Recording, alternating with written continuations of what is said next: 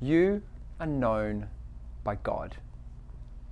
That's the title of my message today.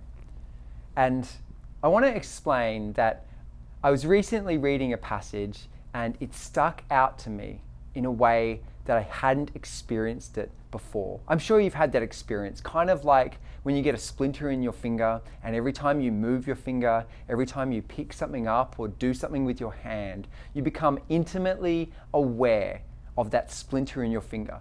Well, this is a verse that has splintered my heart, and every time I think it changes the way that I view myself and it changes the way that I view other people. And the verse is 2 Corinthians chapter 5, verse 11. Therefore, knowing the fear of the Lord, we persuade others. But what we are is known to God, and I hope it is known also to your conscience. You see, the Apostle Paul is saying that who he is, that's known by God. It's not necessarily known by anyone else. If we just back up to the previous chapter, 2 Corinthians chapter 4, verse 8.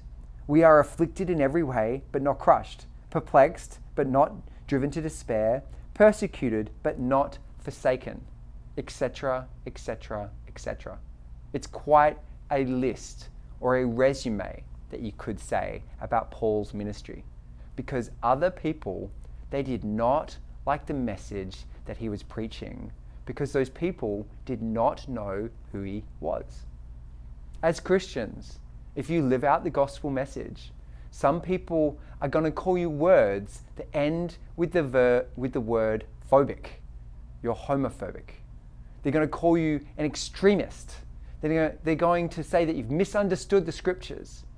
And probably most frustrating of all, the most difficult criticisms that we receive often come from inside the church. People telling us that we've misunderstood this book, that we're not being relevant, etc., etc., etc. Because who we are, that's not known by other people. Who we are is known by God. And probably the most difficult and confronting idea I draw from this passage is not that other people will not understand me. It's that I won't understand me. Because who I am is known by God. That does not mean that I am known by myself. It doesn't mean that when the Lord leads me in a certain direction, that's going to make sense to me. Do you ever wonder if the Apostle Paul was ever uncomfortable with the things that the Lord was leading him to do? I don't think he naturally wanted there to be riots and chaos because he was preaching the truth. Because who Paul was is known by God, and who you are is known by God. The pastors of our church, who they are, is known by God. So sometimes they're going to be so focused on God that they might even say things that don't make sense to you.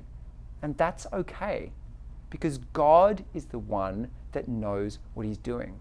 And if you ever hear something in church that you don't like or you disagree with, that is a perfect opportunity to go and talk to the pastors, build relationship, as iron sharpens iron, getting to know each other.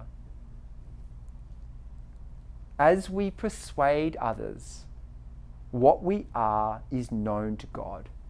And I hope that who you are, who the people around you are, and the pastors of our church, I hope that all those people are known to you also, because you are known by God.